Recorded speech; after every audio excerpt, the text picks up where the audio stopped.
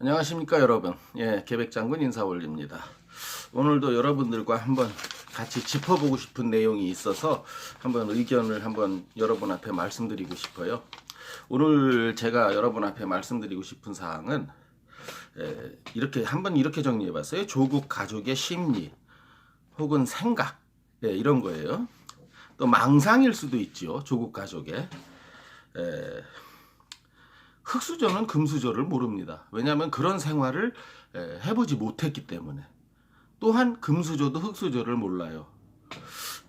물론 그들도 흙수저의 생활을 경험해보지 못했기 때문이죠. 일반 그 흙수저, 금수저가 10대, 20대에만 있는 게 아니고 성인들도 다 흙수저, 금수저로 분류가 되지요. 일반 셀러리맨들이 퇴근을 하면서 부대찌개에 소주 한 잔, 혹은 치맥이라고 그러죠. 치킨에 맥주 한 잔. 참 서민들의 일상이지요. 금수저들이 이걸 이해할까요?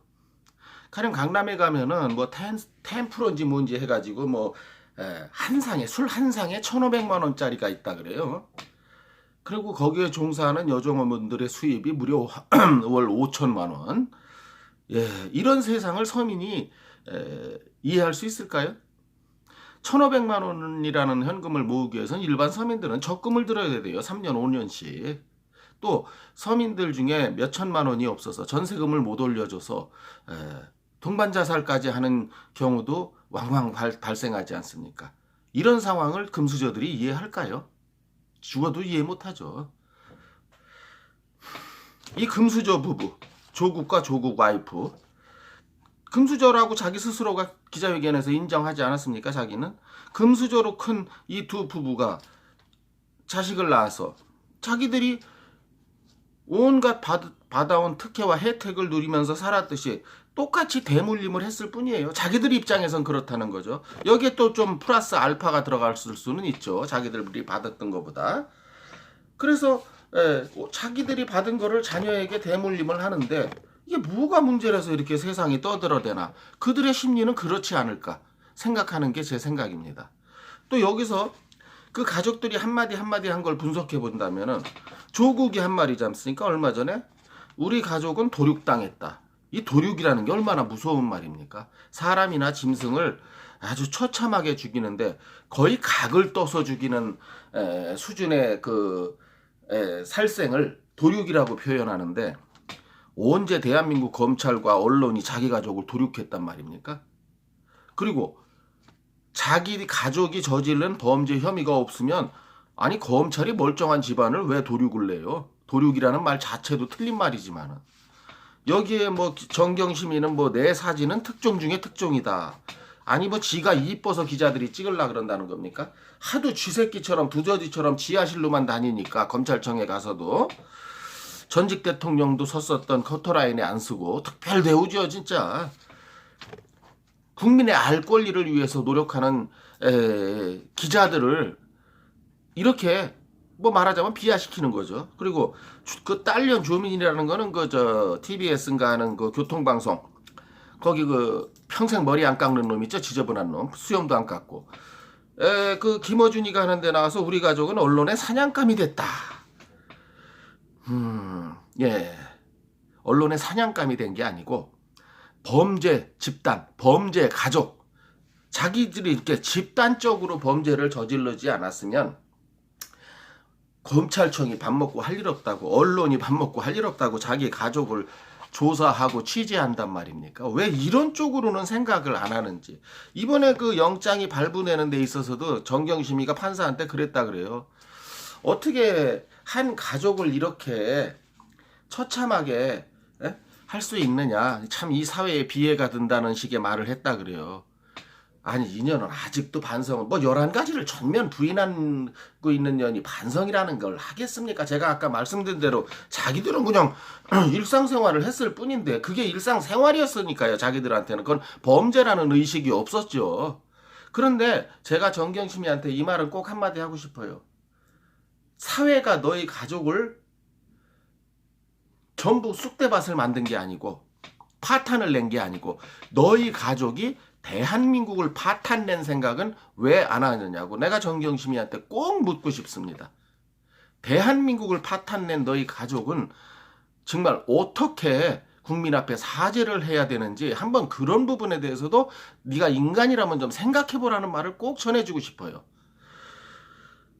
예를 들어서 자기들 자식 스펙을 위해서는 그 들어가기 힘든 스카이대, 고려대, 의대를 조민이는 누워서 들어갔다고 표현하지 않습니까?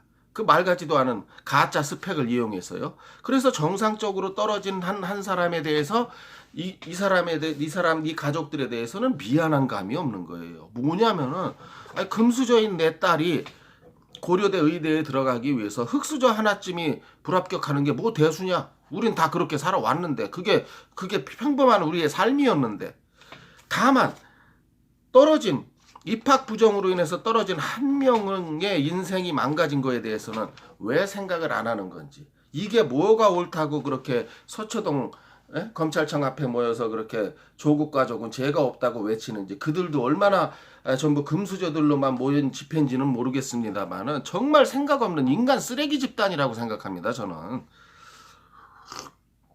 조민으로 인해서 인생이 망가진 그 한 명에 대해서 조국 가족은 석고대죄를 해도 얘를 용서받을 길이 없습니다. 이건 회복 불가능한 범죄이기 때문에요.